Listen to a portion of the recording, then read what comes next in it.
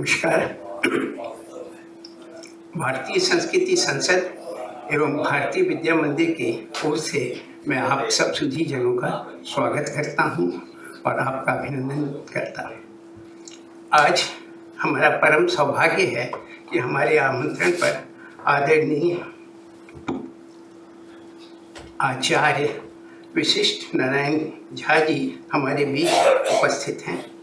मैं अपनी ओर से तथा आप सभी की ओर से उन्हें अपना प्रणाम निवेदित करता हूँ। आचार्य झा जी भारतीय दर्शन न्याय शास्त्र का गहन अध्ययन है। एक तरह से मैं कह सकता हूँ कि वो आचार्यों के आचार्य हैं, क्योंकि इनके सिखाए हुए अनेक शिष्य आज विभिन्न विश्वविद्यालयों में दर्शन शास्त्र के विभिन्न विभागों में पढ़ा रहे हैं। तो इनकी हमारा परम सौभाग्य ये कि हमारे कहने पे आ जाए और हमें न्याय शास्त्र पर कुछ बताने के लिए ये उपस्थित हैं। मैं हमारे संस्था के सचिव श्री गोपाल जी चांडक से अनुरोध करूंगा कि वो उत्तरी से इनका स्वागत करें एवं 9 पदम पौधा देकर इनका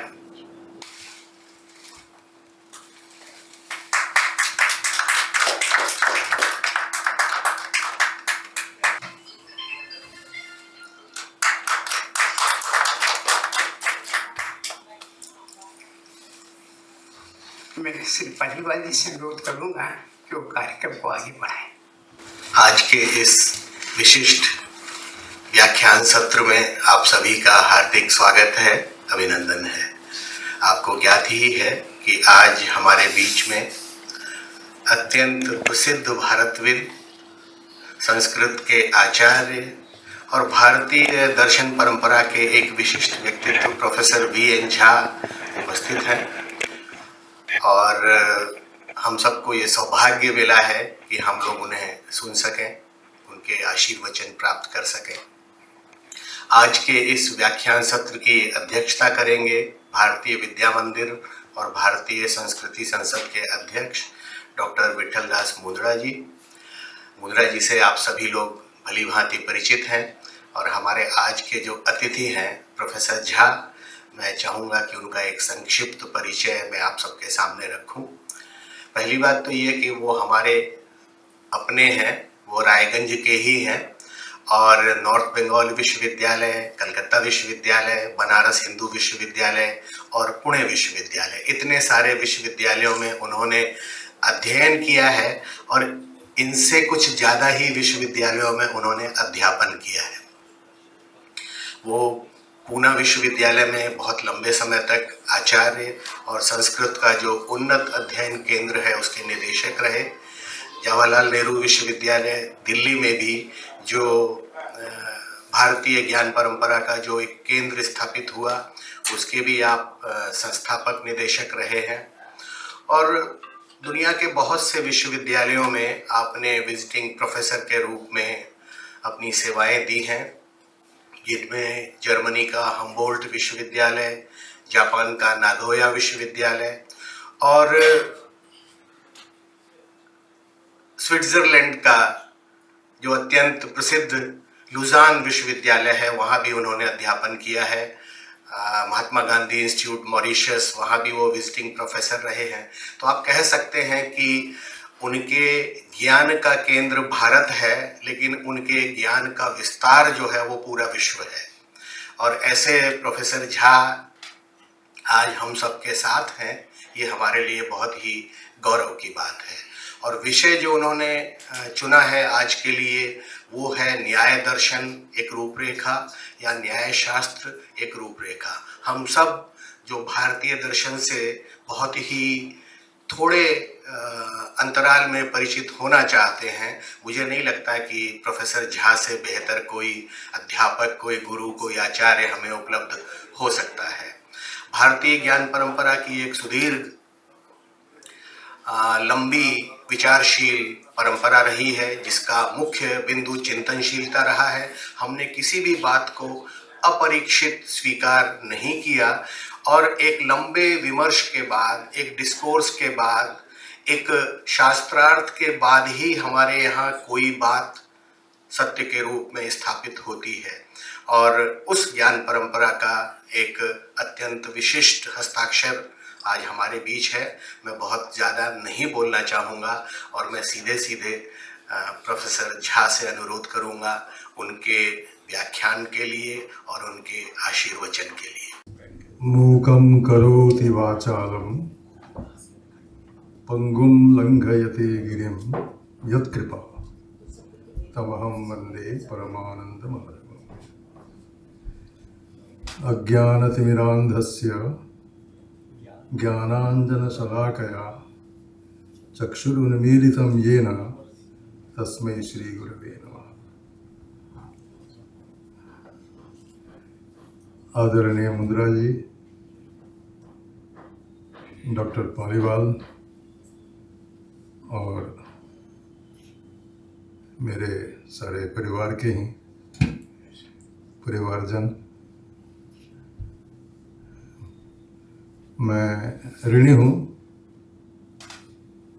कि आपने मुझे ये अवसर दिया। जो कुछ भी मैंने गुरुओं से सीखा है उसका थोड़ा सा परिचय आपके सामने रखूं। सच पूछिए, अगर मन की बात अगर, तो हम बहुत ही भाग्यशाली हैं, इसलिए कि हमारा जन्म भारत में हुआ है। लेकिन एक फिर दुर्भाग्यशाली भी हैं कि सब कुछ होते हुए भी ऐसा प्रतीत करवा दिया गया है कि हमारे पास कुछ नहीं है। हमारी परंपरा चिंतनशील परंपरा है, रिफ्लेक्टिंग ट्रेडिशन है।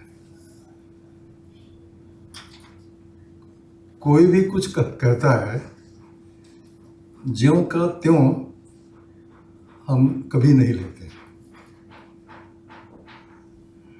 और इसका उपदेश उपनिषद काल से है। उपनिषद ने अधोरेखित किया कि मनुष्य को क्या चाहिए, कि ऐसा कुछ मिले येन ज्ञातेन सर्वं विज्ञातं भवति। ऐसा कुछ पता चले कि जिसके ज्ञान से सब कुछ का ज्ञान हो जाए। अब वो क्या है? वो खुद तुम हो। इसलिए कहते हैं आत्मा वारे द्रष्टव्यः। अपने को जानो, बस यही अंतिम लक्ष्य है जीवन का। ये काम आसान नहीं है, कई जन्म लग जाते हैं, लेकिन यही एक अंतिम, तार्किक दृष्टि से यही एक अंतिम लक्ष्य हो सकता है। लेकिन कैसे ये जाने? तो उन्होंने बताया कि श्रोतव्य, ऐसे करो, सुनते जाओ, सुनो। इसका मतलब कि आत्मा के बारे में जो भी कुछ कहे,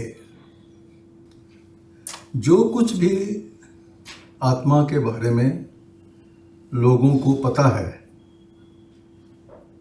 या तुम्हें जो लगता हो, वो इकट्ठा करते जाओ। इसका मतलब है श्रोतव्य। श्रोतव्य श्रुति वाक्येभ्य। एक तो धरोहर है, क्या क्या नहीं कहा गया है आत्मा के बारे में, पहले उसको जानो, फिर उसकी व्याख्या जो करते हैं उसको सुनो। किसी एक व्याख्या को ही प्रमाण मत मानो, पहले सुनते जाओ, फिर उन्होंने कहा इसके बाद क्या करो, मंतव्य, मनन करो, क्रिटिकली एग्जामिन, क्रिटिकली रिफ्लेक्ट। सो आज की भाषा में कहें तो गैदर इंफॉर्मेशंस, इकट्ठा करो और उसके एनालिसिस करो। अब ये जो है मनन जो है ना, ये क्षेत्र आ गया न्यायशास्त्र का।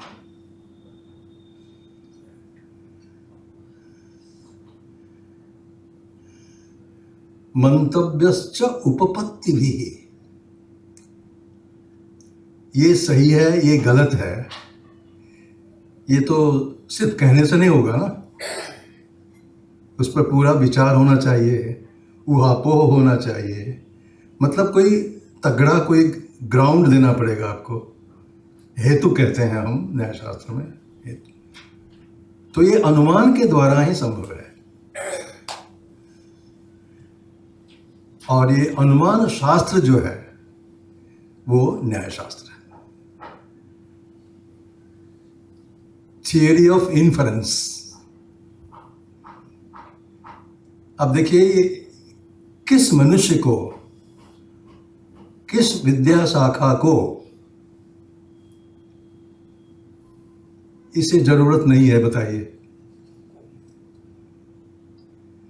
तो क्या शिक्षा प्रणाली में कभी हमें इसका हमने चिंतन किया? क्या ऐसा है कि किसी मनुष्य विशेष के लिए ये जरूरी है और किसी के लिए नहीं है? ये संभव है? मनुष्य मात्र के लिए मंतव्य। अब देखिए वही उपनिषद शंकराचार्य एक तरह से उसका अर्थ लगाते हैं,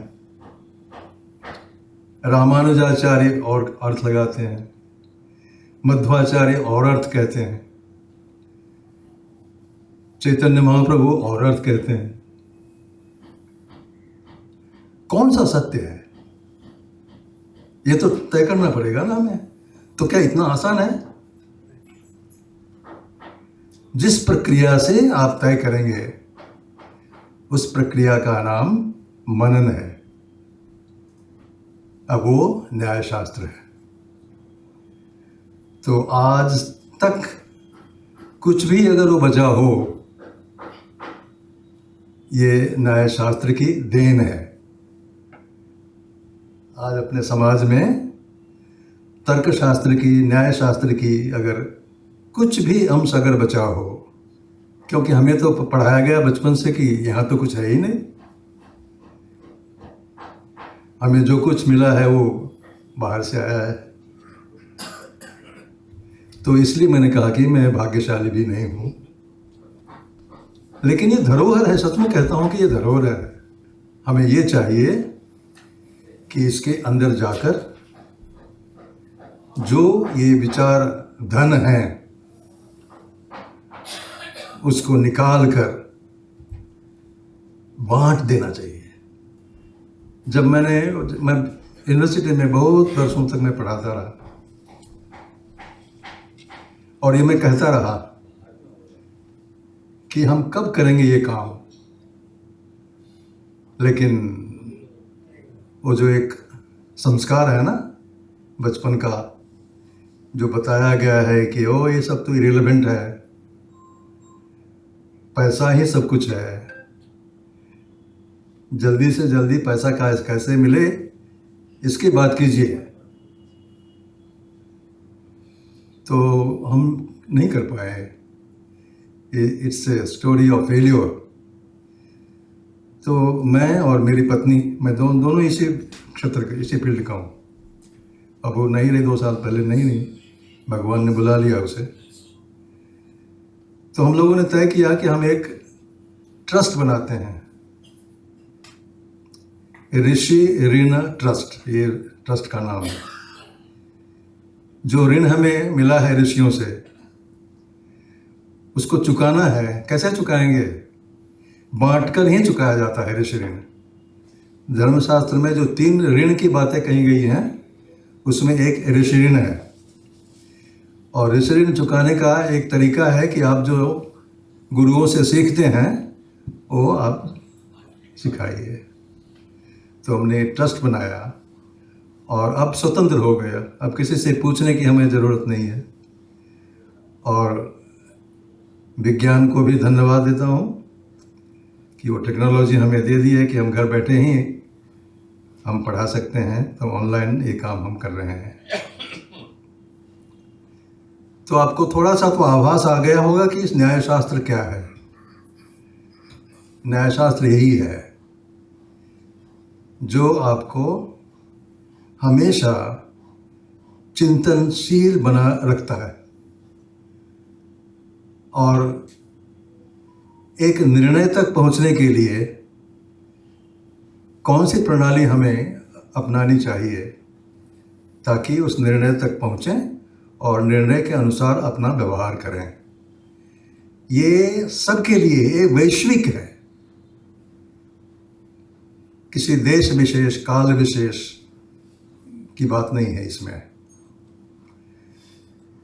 भारतीय दर्शन दो हिस्सों में रखा गया है। एक को हम कहते हैं आस्तिक दर्शन और एक नास्तिक दर्शन। आस्तिक का मतलब लगता है कि लोग कहते हैं कि जो भगवान को मानता है वो आस्तिक है, जो भगवान को नहीं मानता है वो नास्तिक है। ये नहीं है। आस्तिक का मतलब ये है कि ये जो ऋषि मुनियों का संस्कार जिसमें है, यानी वेद को जो प्रमाण मानता है वो आस्तिक है, और जो वेद को प्रमाण नहीं मानता है वो नास्तिक है। ये अर्थ है। अब ये आस्तिक दर्शन 6 हैं। सांख्य योग, सांख्य सबसे पुराना है। भगवत गीता आप लोगों ने पढ़ी है, तो उसका जो दूसरा अध्याय है ये सांख्य योग है। तो सांख्य योग, पूर्व मीमांसा, उत्तर मीमांसा और न्याय और वैशेषिक, ये 6 दर्शन आस्तिक दर्शन कहलाते हैं। देखिए, पूर्व मीमांसा है, वहाँ भगवान नहीं है, ईश्वर को नहीं मानते हैं, फिर भी वो आस्तिक दर्शन है। इसलिए मैंने कहा कि आस्तिक का मतलब ये नहीं है कि जो भगवान को मानता है वो आस्तिक है, क्योंकि आस्तिक दर्शन में भगवान नहीं है। ज़रूरत नहीं है। भगवान का होना या ना होना ये फिर तर्क की बात है, और ये कौन बताएगा? वही चिंतन बताएगा, न्यायशास्त्र बताएगा। तो जहाँ जहाँ आपको चिंतन के उपरांत एक निर्णय तक पहुँचना जरूरी है, वहाँ वहाँ न्यायशास्त्र की आवश्यकता है। अब कहिए न्यायशास्त्र क्या है? न्यायशास्त्र ये न्यायालय का नहीं है। न्यायालय को जो उपकरण दिया गया है निर्णय देने के लिए, वो न्यायशास्त्र ने दिया। एक लॉजिकल कंक्लूजन जो आप बनाते हैं ना, the logic is the science of sciences, इसलिए हम कहते हैं। तो ये इसका स्वरूप है। तो 6 दर्शन आस्तिक दर्शन हैं, उसमें न्याय और वैशेषिक ये 2 दर्शन हैं। अब ये सारे जो दर्शन है ना, मैंने अभी बताया आपको कि ये सारे दर्शन अपने अपने विश्व दृष्टि रखते हैं, अलग अलग दृष्टि है। जैसे मान लीजिए, अगर उसी उपनिषद का एक क्या हो गया कि शंकराचार्य एक तरह की व्याख्या कर रहे हैं, मध्वाचार्य दूसरी तरह की व्याख्या दे रहे हैं, रामानुजाचार्य उसी वाक्य का दूसरा अर्थ बता रहे हैं। ऐसे क्यों हो रहा है? इसको मैं कहता हूं ये सारे विश्व दृष्टि है उन दार्शनिकों की, अपने दृष्टि के अनुसार, अपने विश्व दृष्टि के अनुसार, वर्ल्ड व्यू कह लीजिए इसको, अपना अपना वर्ल्ड व्यू है। तो क्या था कि ये जो सारे विविधता हैं हमारे अनुभव में, उसका उद्गम क्या होना चाहिए, इस पर चर्चा होने लगी। कहाँ से आए? What is the source of this plurality? ये जो बहुत्व है, ये रंग अलग है, रूप अलग है, फल अलग है, फूल अलग है, वृक्ष अलग है, सब कुछ अलग अलग है। ये सारे आए कहाँ से? अब कब फिजिक्स वाले कहेंगे कि यही तो हमारा विषय है, तो हमारा विषय भी तो यही है। लेकिन हमने किया, आप किसी फिजिकल लेबोरेटरी में जाके इसका उत्तर निकालेंगे। इन्होंने कहा कि हमें जाने की जरूरत नहीं है, सबके पास वो लेबोरेटरी है। हर एक मनुष्य के पास वो लेबोरेटरी है। उसी लेबोरेटरी में विचार करने की आवश्यकता है। वो क्या है? हमारे सबके पास भगवान ने भाषा नाम की एक चीज दे रखी है। कोई ऐसा है मनुष्य प्राणी जिसके पास भाषा नहीं है? तो भाषा है, तो भाषा के माध्यम से विश्व का विचार क्यों ना हो? अच्छा, क्या ऐसा संभव है कि भाषा के बिना हम कुछ समझ सकते हैं? क्या ऐसा संभव है कि भाषा के बिना कुछ समझा सकते हैं? देखिए व्याप्ति भाषा की। तो जब इतना बड़ा साधन भगवान ने हमारे पास दे रखा है, तो क्यों ना हम उस भाषा के माध्यम से पूरे विश्व का चिंतन करें? वैशेषिक दर्शन ने यह काम किया।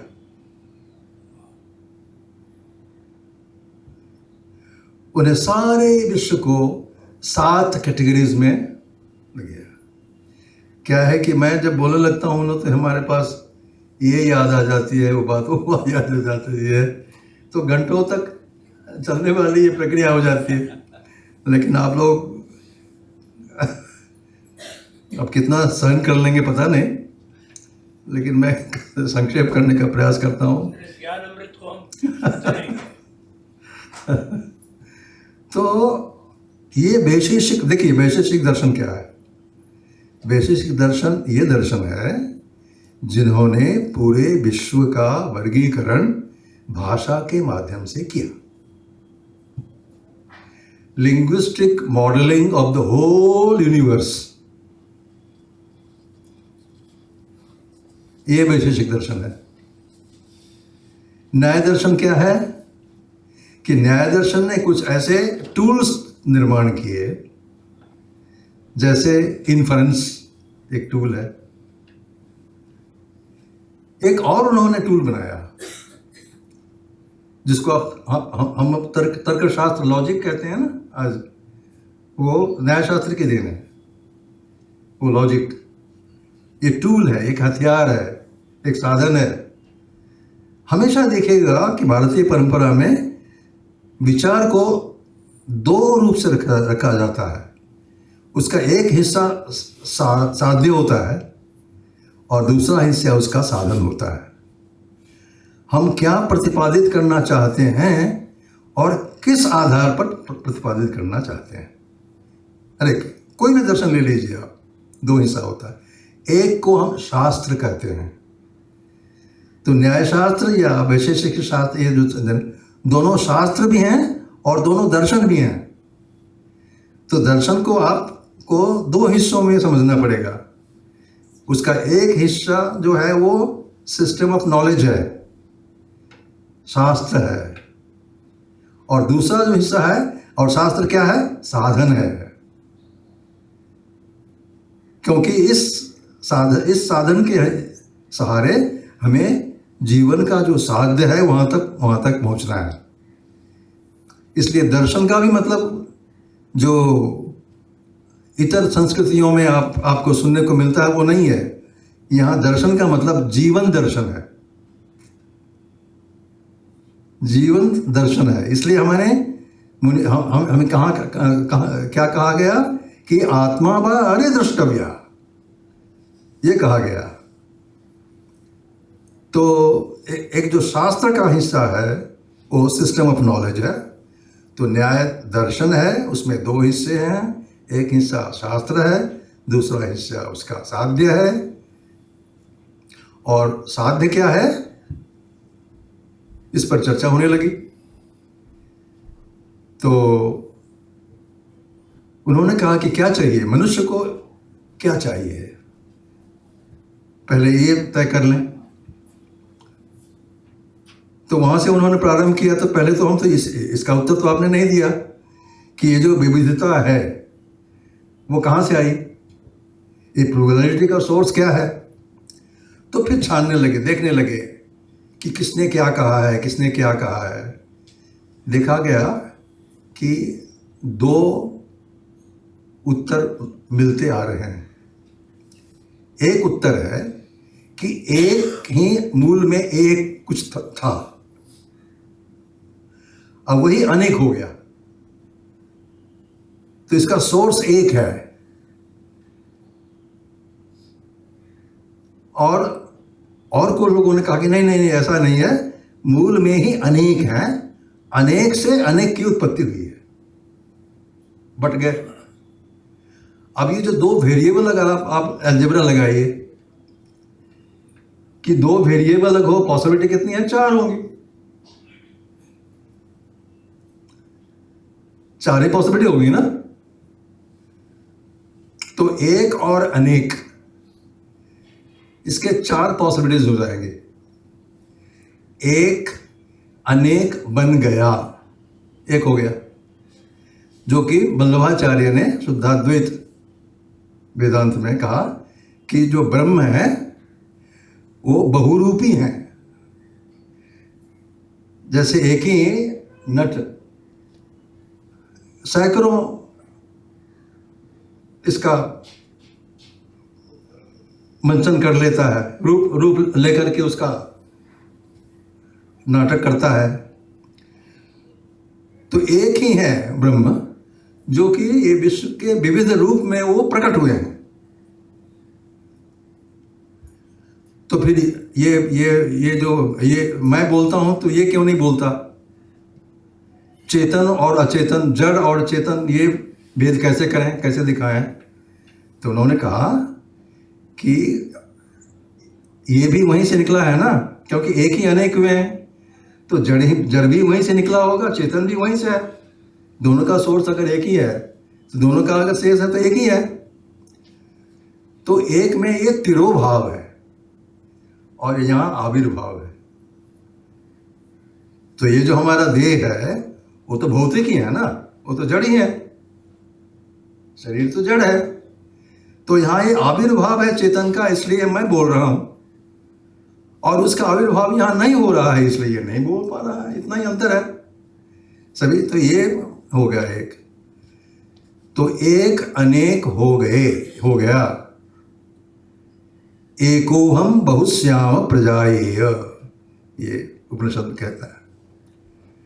शंकराचार्य ने कहा कि ऐसी बात है कि जो सत्य होगा, जो अंतिम सत्य होगा, जो उत्स होगा, सोर्स होगा, वो परिवर्तनशील कैसे हो सकता है, चेंजेबल कैसे हो सकता है। परिणाम मानना पड़ेगा। एक अगर अनेक हो गया, अगर सोना है तो अंगूठी भी है और हार भी है, तो उसका रूप बदल गया। तो ऐसा नहीं, ऐसा ठीक नहीं लगता है हमें। एक अनेक रूप से प्रतिभाषित होता है ही एक ही। मृत्तिका इत्येव सत्यम वाचारंभनम विकारो नामधेयम, कि अलग अलग रूप होने से अलग अलग भाषा के द्वारा कही जाती है, लेकिन है तो एक ही। लेकिन अनेकता जो है वो एक अपीयरेंस है। तो देखिए हो गया ना अलग। एक में जो है वो अनेक भी सत्य है, अनेक भी ब्रह्म है, और दूसरा जो कहा उसमें एक ही ब्रह्म जो है वो अनचेंजिंग होना चाहिए। तो ये अनचेंजिंग होना चाहिए, ये वर्ल्ड व्यू हो गई। और चेंज हो सकता है ये, और दूसरा वर्ल्ड व्यू होगा। तो इसी तरह तरह के वर्ल्ड व्यू के कारण, विश्व दृष्टि के कारण तो दो हो गए, एक अनेक हो गया। उसमें प्लूरलिटी जो है वो भी सत्य है, और ब्रह्म जो है वो तो सत्य है ही। शंकराचार्य के मत में ब्रह्म है जो निर्गुण ब्रह्म कह लेते हैं, वही सत्य है। जो ये विविधता है वो भासमान है, सत्य नहीं है। जैसे हम अगर इस आँख को थोड़ा सा दबा दें तो मुद्रा जी को मैं 2 मुद्रा दिखाई देने लग जाएंगे। है तो एक ही, तो एक कंडीशनल है, एक कंडीशनल अपीयरेंस है, ये फर्क है। फिर न्यायिकों ने कहा कि भाई ऐसे ये सब तो ठीक से ठीक नहीं लग रही हैं, ऐसे क्यों न करते हैं कि मूल है में ही अनेक हैं, ऐसे मान लेते हैं। तो ये अनेक से अनेक आए हैं सीधा, क्योंकि आप कहते हैं कि एक तो असत्य है, ब्रह्म सत्यम जगन मिथ्या, शंकराचार्य कहते हैं। तो ऐसे मिथ्या माया ये सब लाने की क्या जरूरत है? ऐसे क्यों ना मान लें कि प्लूरल सोर्स है, वहाँ से जो इफेक्ट है वो सारा प्लूरल है, बस। तो ये तीसरा हो गया। चौथा, अब बौद्ध आ गए। बौद्धों ने कहा कि भाई ना तो ये ठीक है ना तो वो ठीक है, न वो एक से निकले हैं ये विविध, न अनेक जो न्यायिक कहते हैं उसे, क्योंकि उस न्यायिकों के अनेक में एक ईश्वर भी है, और ये बौद्ध ईश्वर को नहीं मानता है, तो इसलिए उनको ये बात नहीं जची। ये मैं इसलिए कह रहा हूं कि जब तक हम उस दार्शनिक की विश्व दृष्टि के साथ परिचित नहीं हो पाएंगे, तब तक हम उस दर्शन को कैसे समझेंगे? और ये हो गया, ये वैश्विक सिद्धांत हो गया। ये वेस्टर्न फिलॉसफी में भी मैं इसका प्रयोग कर सकता हूँ। तो मैं जब पढ़ाता हूँ तो ऐसा ही कहता हूँ सबसे कि तुम इसको अप्लाई करो वेस्टर्न फिलॉसफी में, कि जब तक तुम रसेल का वर्ल्ड व्यू नहीं समझोगे तब रसेल का दर्शन कैसे समझाओगे? तो एक ये है। एक दूसरा उन्होंने एक निर्माण किया कि सत्य की खोज करनी है, सही है। सत्य की खोज करने के लिए कोई एक मॉडल बनाया जाए। तो फिर न्यायिकों ने एक मॉडल बनाया। ये बादशाहन 2वीं शताब्दी की बात है। एक मॉडल बनाया कि 4 बिंदुओं पर आप खोज करें। आपका जो कोई आप जो जानना चाहते हैं वो 4 चीज़ों को अच्छी तरह जान लें, सब जान जाएंगे। वो क्या है 4 चीज़ें? देखिए कि जानने वाला कौन है, ये भी तो सही है ना। जानने वाला कौन है? ज्ञातव्य क्या है? 2, किस पद्धति के द्वारा इसको हम जान सकते हैं, मेथड। और चौथा, ज्ञान क्या है। अब देखिए, अगर फिजिसिस्ट से कहा जाए कि अब मैं कौन हूं बता दीजिए,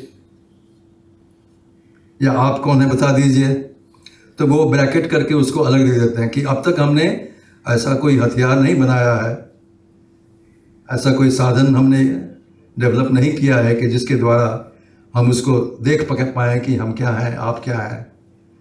तो ये विवाद्य है, इसको मत लाइए। तो उन्होंने कहा, बादशाह ने कहा कि तब तो सत्य तक नहीं पहुंच पाएंगे आप, क्योंकि ये तो भी इंटरवीन करता है ना, जो जानने वाला है उसका भी तो योगदान है उसमें, जानने की प्रक्रिया में। तो उसको बिना जाने आप कैसे कह सकते हैं कि आप सत्य तक पहुंच गए?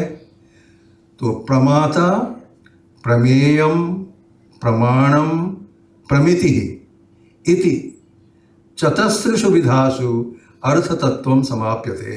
मॉडल बना दिया कि सत्य की खोज करनी है, इस मॉडल को अपनाइए। इस तरह एक के बाद एक टूल का निर्माण करता गया न्यायशास्त्र। तो एक तो अनुमान शास्त्र बनाया। अब कहा क्या कि ये प्रक्रिया, हम ज्ञान कैसे हासिल करते हैं, ज्ञान कैसे होता है, जिसको वेस्टर्न फिलोसोफर्स कहते हैं एपिस्टेमोलॉजी। ज्ञान उत्पादन करने की प्रक्रिया क्या है, हासिल करने की प्रक्रिया क्या होती है, और ये हमारे पूर्वजों ने कब से इसकी चर्चा की है, सारे के सारे। तो उन्होंने कहा कि 4 प्रोसेस हैं, नैयायिकों ने कहा। एक तो हम जो डिज़ाइन, हमारा जो डिज़ाइनिंग है वो इस तरह है कि हमारे 5 चैनल है बाहर, पंचेंद्रिय है, वो चैनल के द्वारा हम बाहर की जगह को हम जान रहे हैं। उसमें तो हमें कुछ करना पड़ता ही नहीं है, आँख खोल दिया, देख लिया। लेकिन जो दिखाई नहीं दे रहा है उसको भी जान, जो दिखाई नहीं दे रहा है वो नहीं है, ये क्या युक्ति संगत है? दूसरे कमरे में बहुत सारी चीजें हैं लेकिन हमें दिखाई नहीं दे, वो नहीं है क्या? वो तो है। तो जो प्रत्यक्ष के परे हैं उसकी सिद्धि हम कैसे करें? तो प्रत्यक्ष के लिए तो ये इंद्रियां ठीक है। अच्छा, दूसरी बात, एक जो विश्व है वो बाहर है और एक विश्व अंदर भी है। जैसे मान लीजिए कि सुख दुख कहाँ है? टेबल पर है, बगीचे में है, कहाँ है? आप में, हम में है, लेकिन वो भी तो विश्व का हिस्सा है, नहीं है? तो अगर विश्व को अगर जानना है तो सिर्फ बाह्य विश्व का ज्ञान पर्याप्त है क्या? तो अधूरा रह गया ना।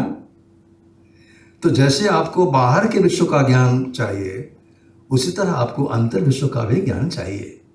तो इसलिए उन्होंने एक छठा इंद्रिय बनाया जिसका नाम मन है। मनश्ष्ठानि इंद्रियाणि प्रकृति स्थानि, अर्जुन गीता में, कि छठा एक इंद्रिय बना लिया, वो अंतर का जो विश्व है उसको जानने के लिए। ये पूरी प्रक्रिया है, आपको 1 घंटे में मैं कुछ नहीं बता पाऊंगा। तो ये विश्व हो गया, प्रत्यक्ष का हो गया। लेकिन प्रत्यक्ष के परे भी तो पदार्थ हैं, वो तो हैं, मौजूद हैं, उसको आप कैसे जानेंगे? इसलिए एक और पद्धति जिसको हम अनुमान कहते हैं, तर्कशास्त्र कहते हैं, इसका प्रारंभ नैयायिकों ने किया। तो ये अनुमान प्रमाण हो गया, प्रत्यक्ष प्रमाण, इसको प्रमाण कहते हैं। प्रमाण का मतलब जानने की प्रक्रिया, प्रोसेस ऑफ नोइंग। एक तो अर्थ है कि अथॉरिटी, प्रमाण का अर्थ है, लेकिन दूसरा अर्थ है प्रोसेस ऑफ नोइंग। ये अर्थ हम यहाँ लगा रहे हैं कि किस प्रक्रिया के द्वारा हम ज्ञान हासिल करते हैं किसी का।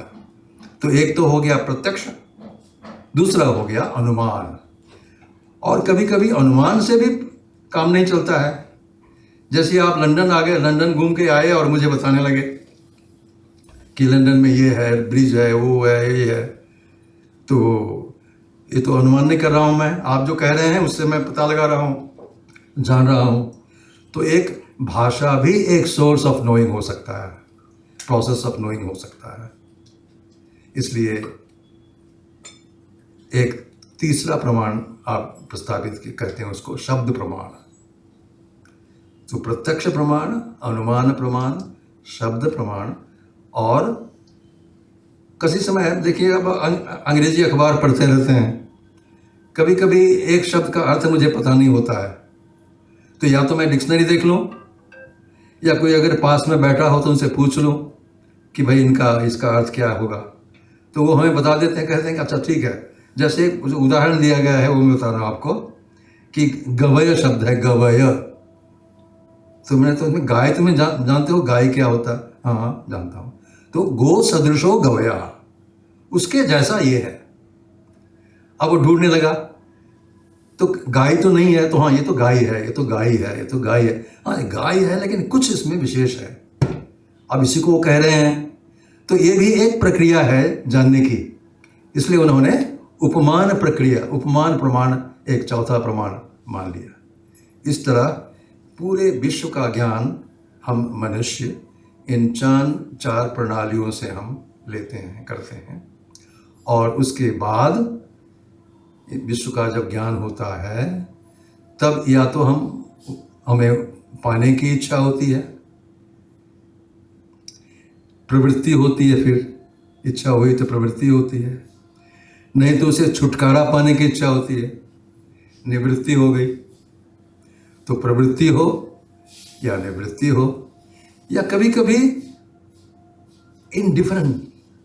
इंडिफरेंस, कुछ नहीं, मतलब न पाने की इच्छा है न खोने की इच्छा है, लेकिन निर्लिप्त रहना है, ऐसा भी तो होता है।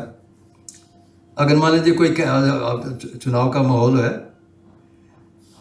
कोई कैंडिडेट ऐसा खड़ा कर दिया कि ना आप कहते हैं कि हम वोट तो देना हमारा कर्तव्य है, लेकिन अब इसको देकर क्या करूं, तो नहीं जाएंगे।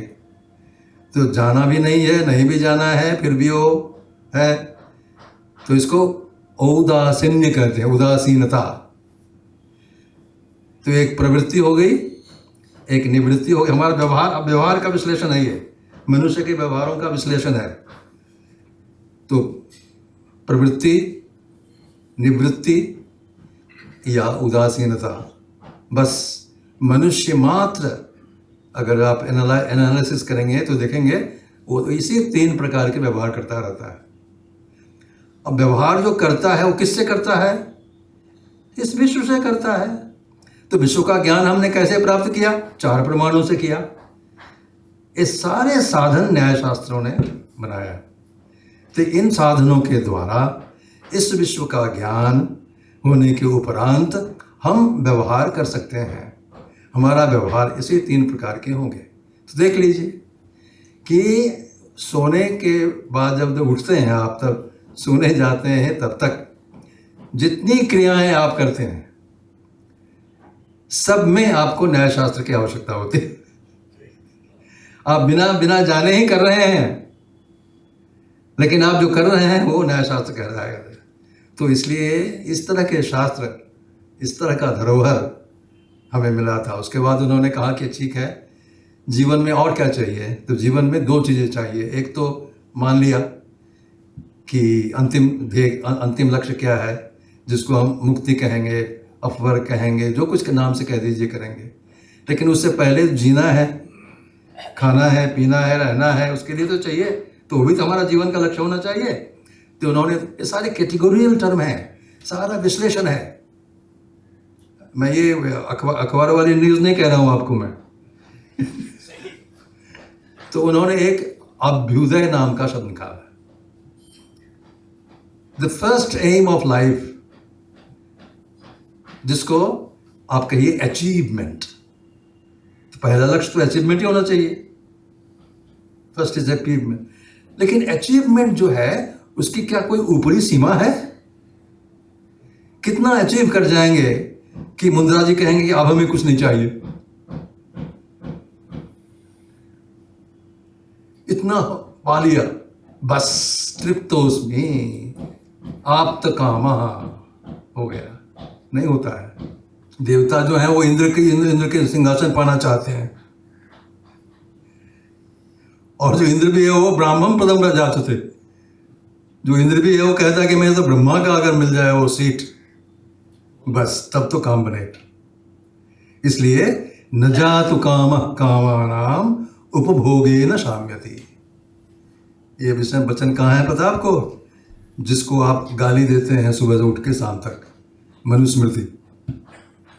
न जातु कामः कामानाम उपभोगेन शाम्यति। No desire can be satisfied by any object of desire. तो कैसे, क्यों? और क्या सुंदर उपमा है, देखिए।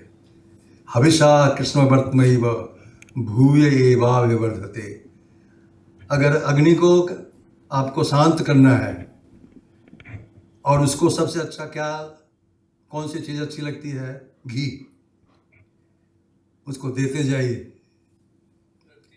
तो और ऊपर की ओर और दो, और डालो, और डालो।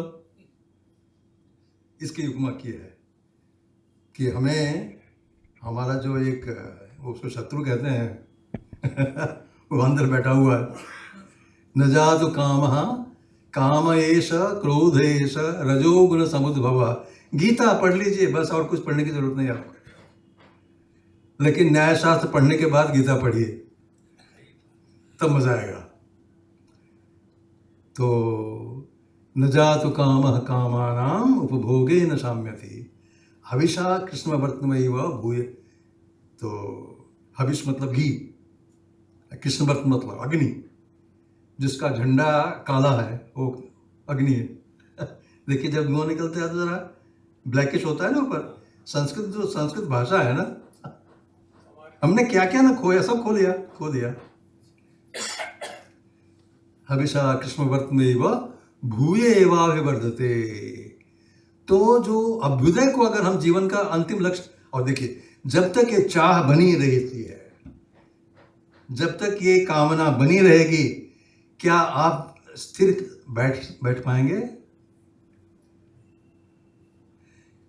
तो शांति का क्या मतलब है? कितना भी आप ले लें, कमा लें, और बिल गेट बेचारा कमा कमा के थक गया, ये है। तो अभ्युदय इसलिए जीवन का अंतिम लक्ष्य तार्किक दृष्टि से नहीं हो सकता। तो फिर जीवन का लक्ष्य नहीं है। ऐसी अवस्था प्राप्त करो जहां चाह न रहे, मिट जाए। अब वो है वो अवस्था। इसलिए उसको कहा गया वो निश्रेयस है। तो एक है अभ्युदय, लक्ष्य जीवन का। लेकिन अभ्युदय के बिना आपको तो जीना है, आगे बढ़ना है, तो ये तो सब चाहिए ही। लेकिन इसी को अंतिम लक्ष्य मत बना लीजिए, बस इतना ही है। ये वार्निंग है कि आप इसमें नहीं तो लटक जाएंगे। क्या करुणा है ऋषियों की। योग दर्शन है ना, योग सूत्र, तो उसमें सिद्धियां बहुत है। सिद्धियां हैं, मिराकल कहते हैं ना, मिराकल। तो उन्होंने तरीका बताया कि ये करोगे तो इस तरह की सिद्धियां होंगी, और अंत में बताया इसमें लटक जाओगे। हाँ, तो इसमें अगर तुम उसमें ज्यादा रुचि बनी और बाबा बन गए कि हुआ चौपट, सब चौपट हो गया। उसी तरह कि इसको अगर आप अंतिम लक्ष्य बनाने अभ्युदय को, तो आप कहीं का नहीं रह जाएंगे। इसलिए हमारे ऋषियों ने, परम कारुणिक ऋषियों ने आप्त काम की अवस्था प्राप्त करने को हमें कहा है। आइए, सारे जो विचार मैंने आपके सामने रखे हैं वो तर्क निष्ठित है, और तर्कशास्त्र न्याय शास्त्र है। तो न्याय शास्त्र की व्याप्ति दैनंदिन जीवन से लेकर आध्यात्मिक जीवन तक हमेशा रहने, इसकी उपादेयता है। मुझे लगता है कि जितना समय मुझे मिला, जो भी कुछ मैं सोच पाया, आप तक उसके को पहुंचाने का मैंने प्रयास किया। बहुत कुछ कहने का है। आजकल आप लोग वो टीवी में डिबेट देखते हैं ना, शाम को बैठ जाइए तो डिबेट ही डिबेट है। तो डिबेट ही डिबेट है। एक और बता देता हूँ।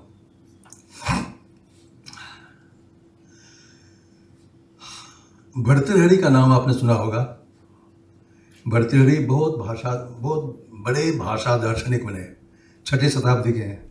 वाक्यपदी उन्होंने ग्रंथ लिखा। आपके लाइब्रेरी में भी होगी, कोई लिखा भी नहीं होगा।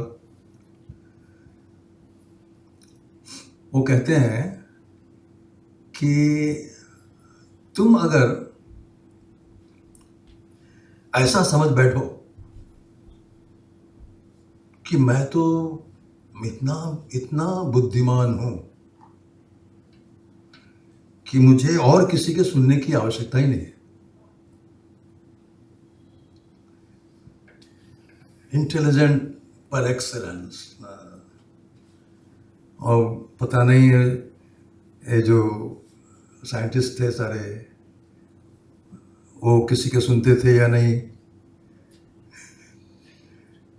वो कहता है कि अगर नहीं, नहीं सुनोगे, कियद्वा शक्यम उन्नेतुम, कितने दूर तक छलांग लगा पाओगे, स्वतर्कम अनुधावता, अगर तुम्हें इतना गर्व है कि मैं तो बस, मेरे सामने कौन टिक पाएगा, मेरा जो आर्गुमेंट है, मेरा जो तर्क है, मेरा जो सामर्थ्य है, मेरा जो इंटेलिजेंस है, उसके सामने कौन टिक पाएगा, तो उसको कहते हैं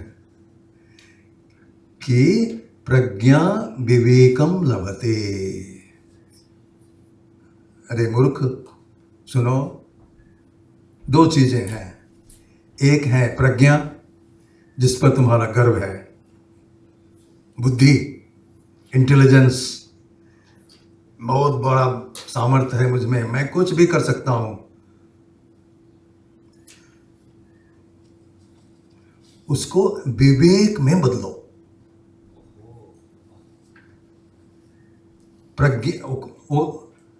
तो प्रज्ञा ज्ञान है, इंफॉर्मेशन है, उसको तुम विजडम में बदलो। ज्ञान काफी नहीं है, ज्ञान तो तभी उपकारक है जब वो ज्ञान विवेक बन जाए। तो प्रज्ञा विवेकम लभते, फिर कहीं उपाय बता दीजिए। भिन्ने ही आगम दर्शन ही, सबका सुनो,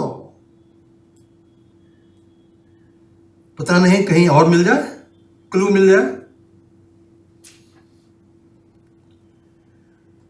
तो जब सुनोगे तो कोई इसकी पद्धति होनी चाहिए, या 5 आदमी को बैठा करके एक शो कर, उसको शो ही कहते हैं इसको सब, जो टीवी में होता है वो डिबेट शो होता है। हाँ, शो लिटरली शो है वो। तो नैयायिकों ने इसका वर्गीकरण किया कि हम जो डिस्कोर्स कहते हैं ना, जिसको संस्कृत में कहते हैं वाद, वादे वादे जायते तत्वबोधः, आपने सुना होगा ये वचन। वाद का मतलब है सिर्फ एक ही लक्ष्य है मेरा कि सत्य तक पहुंच जाए, बस। तत्व बुभुत्सु कथा, कथा मतलब डिस्कोर्स, ऐसा डिस्कोर्स होना चाहिए, उसका एक प्रकार ऐसा होना चाहिए जो आइडियल है कि आप उस सहभागी हों with an intention to arrive at the truth. ये डिस्कोर्स नंबर 1 आइडियल, जिसको वाद, ये टेक्निकल टर्म है न्यायशास्त्र। दूसरा है कि नहीं है, अब दूसरा जो हो रहा है कि मैं जीतना चाहता हूं डिबेट में, मैं जीतना चाहता, मेरा उद्देश्य सत्य तक पहुंचना नहीं है, आई वॉन्ट टू विन, उसको उन्होंने जल्प कहा। और तीसरा भी है, उन्होंने कहा कि कुछ ऐसे होते हैं उसमें प्रतिभागी जो हिस्सा लेते हैं और कहते हैं आप जो कहते हैं वो सब गलत है।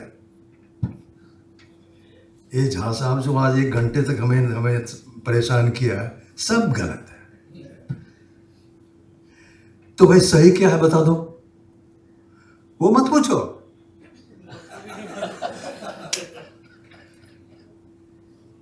इतना मैं कहना चाहता हूं कि आप जो कहते हैं वो गलत है। इसको न्याय शास्त्र में कहा गया ये वितंडा है, वितंडा। तो डिस्कोर्स 3 प्रकार के होते हैं। एक वाद जो आइडियल है, जिसका उद्देश्य न तो जीतना है न तो दूसरे को कहना है कि तुम कुछ नहीं जानते हो, सत्य तक पहुंचने का जो साधन है वो डिस्कोर्स है। सारे जो ग्रंथ लिखे गए हैं ना, इस परंपरा में, दार्शनिक परंपरा में, ये वाद है। हाँ, इसलिए जैन तार्किकों ने भी जब ग्रंथ लिखना उन्होंने प्रारंभ किया तो यही न्यायशास्त्र सबसे पहले है। तो उन्होंने जो कुछ बनाया, टूल बनाया, वो टूल तो सबके लिए बनाया ना। आप जैन हैं या बौद्ध हैं या ये तो नहीं देखा। मैंने कहा कि न तो व्यक्ति विशेष, न पंथ विशेष, न काल विशेष के लिए है। ये हथियार यूनिवर्सल टूल्स हैं। लेकिन किस मकसद से आप इसका प्रयोग कर रहे हैं वो आप कीजिए। वाद, हाँ, वाद, जल्प और वितंडा, ये तीन। तो जल्प है वो जीतने के लिए, बस मुझे जीतना है इसमें। वो जीतने के बाद जो कंक्लूजन हो वो सत्य है, असत्य है, इमेटेरियल। और तीसरा जो है वो उसमें कुछ कहना नहीं है। जो तो चारवाक का नाम सुना होगा आपने ना, बहुत सुना है। अब मैं सब कहना भूल गया, उस समय मतलब समय नहीं था। कि एक तो आस्तिक दर्शन है जो 6 हैं और नास्तिक 3 हैं। अब आस्तिक का अर्थ आपको पता है, वो 3 हैं, एक चारवाक, एक जैन और एक बौद्ध। ये सारे नास्तिक। नास्तिक का मतलब क्या है आप उस अर्थ से लीजिएगा, न कि वो भगवान नहीं मानते, ये नहीं मानते, ऐसा नहीं है। हाँ, जो वेद के प्रमाण को नहीं मानते, क्वेश्चन करते हैं। मैंने एक बहुत पहले एक आर्टिकल लिखा था कि अगर ये पूछने वाले नहीं होते, अगर ये हाँ में हाँ मिलाते जाते, तो भारतीय दर्शन आज जिस स्थिति में है वो कभी नहीं होती। इन्होंने पूछा, सोचने के लिए विवश किया, गहराई बढ़ती गई। तो भारतीय दर्शन की जो गहराई है, न्यायशास्त्र की जो गहराई है, ये पूछने के कारण है। तो चारवाक का एक दर्शन है, जैन के दर्शन है और बौद्ध के एक दर्शन है। अब देखिए, अब ये मैंने किस लिए लाया था, वितंडा। अब ये सब, ये उम्र की अब ये सब पहचान है। अब समाप्त कर देना चाहिए, ये सब लग रहा है। तो चारवाक दर्शन में एक जयराशि भट्ट हुए। उन्होंने एक ग्रंथ लिखा और ग्रंथ तत्व उपप्लव सिंह उसका नाम है। नाम भी बहुत सुंदर है कि आप कोई भी तत्व खड़ा कीजिए। तत्व मतलब ट्रुथ, सत्य, निष्कर्ष आप निकालिए। सिंह जैसे बगीचे में घुस के सबको इधर उधर कर देता है, सब इधर कर देता है, तो मैं वैसा हूँ, अंदर जाऊंगा और उसको इधर उधर उठा के फेंक दूंगा। अरे भाई, इसका ऑल्टरनेटिव तो बताओ, मत पूछो। तो हमारी परंपरा में वैतंडिक भी हैं, जल्प करने वाले भी हैं और वाद वाले भी हैं। कहने का तात्पर्य है कि हमें वाद को अपनाना चाहिए। और अब मुझे बताइए, जो भी कुछ मैंने कहा है, क्या हमारे बच्चों को इसके बारे में पता नहीं होना चाहिए? क्या शिक्षा नीति हमारी ऐसी ही रहनी चाहिए? इसके लिए क्या करें? ये दुख मुझे बहुत सता रहा है, सोने नहीं देता। मेरी बेटी कहती है कि क्या आप अपने को 20 साल का युवा समझते हैं? घूम रहे हैं यहाँ से वहाँ, वहाँ से यहाँ, वहाँ कर रहे हैं। अब मैं देख रहा हूँ कि हाँ, is telling now the age is telling me enough, लेकिन मन नहीं मानता। इसलिए ये ऋषि ऋण ट्रस्ट के माध्यम से मैं ऑनलाइन पढ़ाने का जो उपक्रम है, इन शास्त्रों को, मुझे और इसमें रुचि नहीं है, सिर्फ शास्त्रों में रुचि है। तो पढ़ाता रहता हूँ। और ये रेसिडेंट ट्रस्ट का एक कलकत्ता चैप्टर भी हमने शुरू करवाया है। अब वो रीता मैडम हैं, वो यहाँ की कोऑर्डिनेटर हैं। तो आपको अब देखिए एक जगह भी आपको मिली हुई है, तो मैं कहूँगा मुंद्रा साहब अपनी इसको उपलब्ध कराते जाइए। बस ज्ञान देना है, हमें कुछ लेना नहीं है। मैं निःशुल्क एक पैसा भी नहीं लेता हूँ। ये भी हमारी, क्योंकि ऋण है ना, ऋण हमें चुकाना है, ऋण चुकाना है। इतना दे दिया है भगवान ने, अब कैसे इसको चुकाऊं? तो कम से कम जितना आता है उतना तो बांटते जाऊं। तो ये संस्था एक चैप्टर उसकी यहाँ भी है कलकत्ता में, अब बम्बई में करवा दिया, दिल्ली में है, दिल्ली में भी अब ऑफिशियली अनाउंसमेंट होगा। और कलकत्ता में है, कलकत्ता में पहले करवाया, उसके बाद बम्बई में हुआ है, यहाँ हुआ। मैं चाहता हूँ कि जैसे रोटरी क्लब है आपका, उसके जैसे चैप्टर्स हैं दुनिया भर में, तो ये ऋषिऋण जो एक कल्पना है वो जिंदगी भर फेंके। इससे क्या होगा कि वो जो सिर्फ लेना, मेरा भी मेरा तेरा भी मेरा, तो ये जो एक मानसिक अवस्था है उसमें कुछ बदलाव आए। इसके लिए जो कुछ है कर रहा हूँ, चल रहा है। बस अब आप लोगों को तंग नहीं करूँगा। हमें जो आपने जो अवसर दिया इसके लिए हृदय से आभारी हूँ।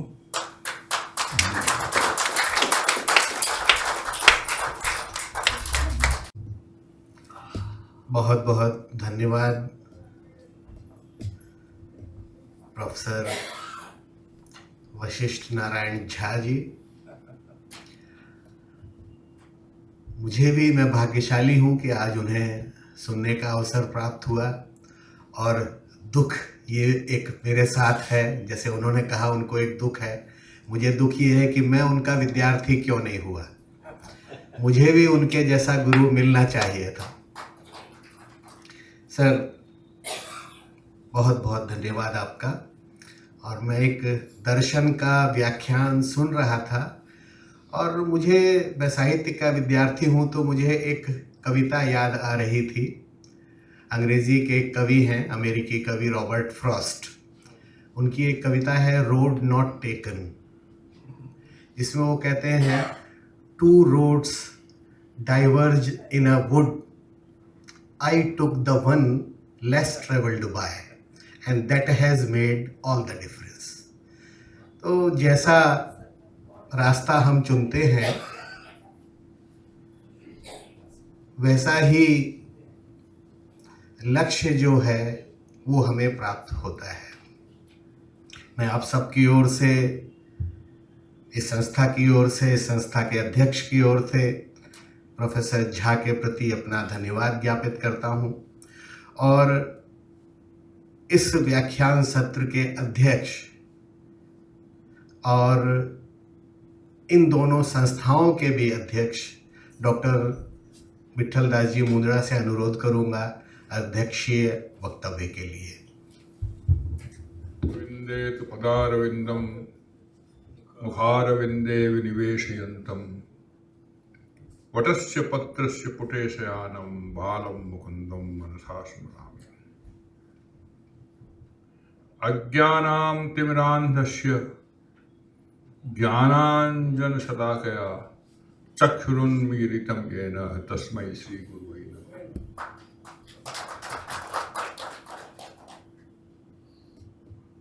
आचार्य प्रवर झा जी, भाई पालीवाल जी, सभा में उपस्थित सुधीजन, मेरी बहनें, आप सब मित्रगण,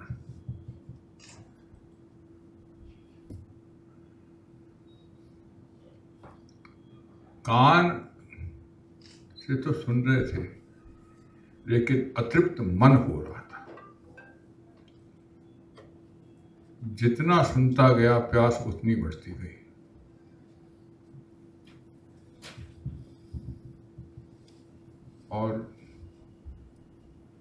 एक दुनिया दूसरी दुनिया में खो गया। ऐसा लग रहा था मैं किसी अपने बड़े से, मेरे जैसे मेरे दादाजी थे, मेरे गुरु थे, उनसे एक कथा सुन रहा हूं। यह दर्शन का के ऊपर भाषण नहीं था, एक कथा थी और इतने सुंदर ढंग से कही गई, इतना आकर्षण इसके अंदर आया कि बार बार सुना। इस प्रकार अतृप्ति का बोध मन के अंदर है। प्रश्न बहुत से हैं, क्योंकि सत्य बहुत मुश्किल है। प्रसाद जी ने कहा कि सत्य एक, यह शब्द आज तू कितना गहन हुआ है, मेधा के क्रीड़ा पंजर का पाला हुआ सुआ है।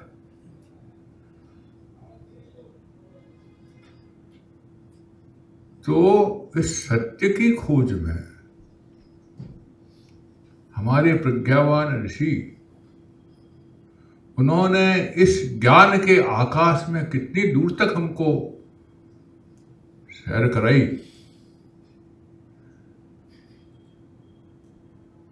मेरे जैसा साधारण व्यक्ति तो उसका अंदाज भी नहीं कर पा रहा। आप जैसे आचार्य जब बता देते हैं तब एक आभास, एक अंदाज सा होता है।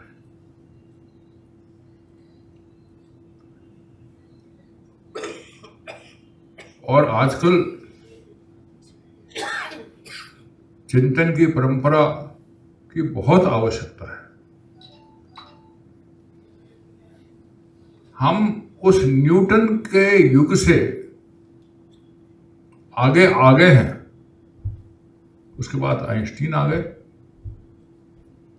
नील्स बोर एंड श्रोडिंगर, और उसके आगे के चिंतक भी आ गए।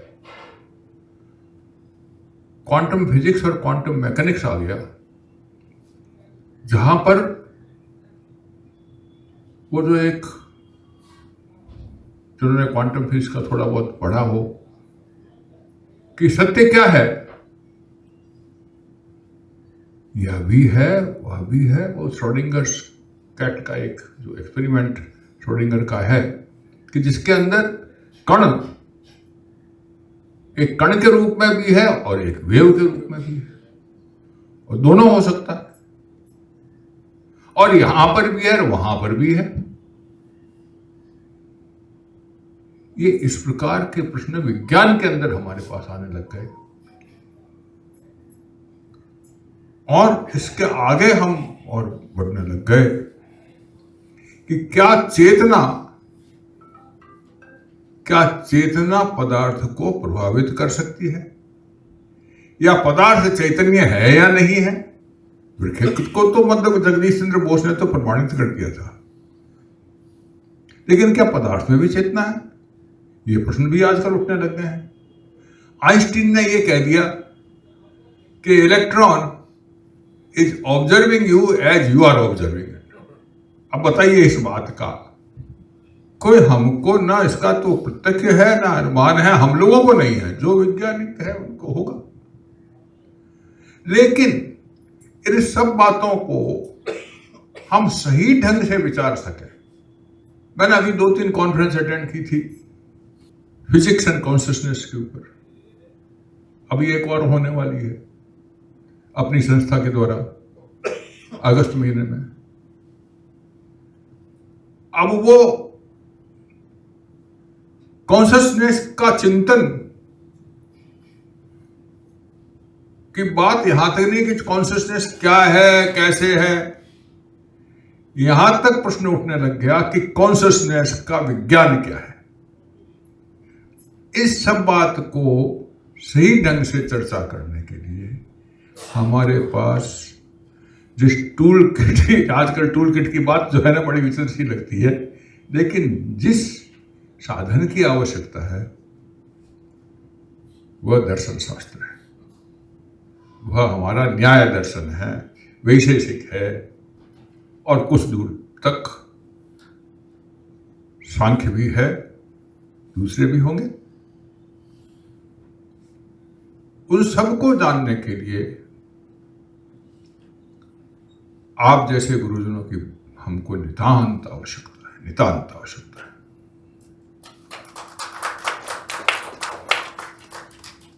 और इसीलिए जो कहा गया कि अज्ञानाम तिमिरान्धस्य ज्ञानांजन शलाकया चक्षुरुन्मीलितं येन तस्मै श्री गुरुवे नमः। मैं बार बार उनको नमन करता हूं। जिस ऋषि प्रज्ञा की परंपरा का एक मूर्तिमान स्वरूप हम आचार्य झा के रूप में देखने को मिल रहा है, हम बहुत सौभाग्यशाली हैं कि संस्था में पधार कर हमें कृतार्थ किया। देखिए, बहुत अद्भुत बातें उन्होंने समझाई और बहुत सहज ढंग से समझाई। और बहुत खुशी की बात है कि वह ऋषि ऋण की बात जो आपने कही, उन्होंने जो संस्था बनाई है, ये चिंता मुझे भी थी कि भाई ये जो परंपरा है हमारे पास में, जो ये इतना धन है, ये क्या ऐसे ही चला जाएगा? न तो समाज को उसका ज्ञान है, न उनके पास में है, और हमारी जो आगे वाली पीढ़ी है उसको तो है ही नहीं। और उनके सामने बहुत बड़ी समस्या आने वाली है। एक तरफ विज्ञान का उतना आगे बढ़ना और एक तरफ जिस प्रकार की गंदगी समाज में आ रही है उससे बचना। उसके लिए आगे वाली पीढ़ी को हमको ऐसे साधन देने चाहिए, समाज भी इससे स्वस्थ और स्वच्छ रह सके और हमारा जीवन भी एक सही दिशा में बढ़ सके, और आगे वाले जो हमारी संतानें हैं, हमारी पीढ़ियां हैं, ये देश है, ये सही दिशा में बढ़ सके। इसके लिए हमें इन दर्शनों की, इस ज्ञान की हमें बहुत आवश्यकता है। और बहुत खुशी की बात है कि उसका एक चैप्टर कलकत्ते के अंदर आप स्थापित कर रहे हैं। हमसे जितना भारतीय विद्या मंदिर और भारतीय संस्कृति संसद से जितना सहयोग हो सकेगा हम उसके साथ में करने की चेष्टा करेंगे। मैं आचार्य को इतना ही आश्वासन दे सकता हूं और मैं उम्मीद करता हूं, आशा करता हूं कि आचार्य के इस प्रयास का आप सब समर्थन करेंगे, सहयोग देंगे, इस बात को आगे बढ़ाएंगे। हमने एक परंपरा के रूप के अंदर हमारे ज्ञान परंपरा को हम उसके थोड़े से दर्शन कर सकें, थोड़ा आभास पा सकें, इसके लिए यह व्याख्यान माला इस साल हम किए जा रहे हैं। और दूर दूर बैठे लोग बहुत से सुन रहे हैं,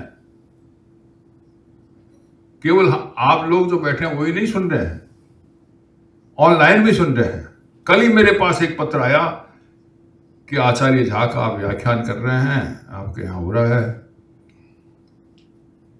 बहुत अच्छा है, उसके लिए बधाई। और कौन है वो खुद वल्लभ दर्शन के आचार्य हैं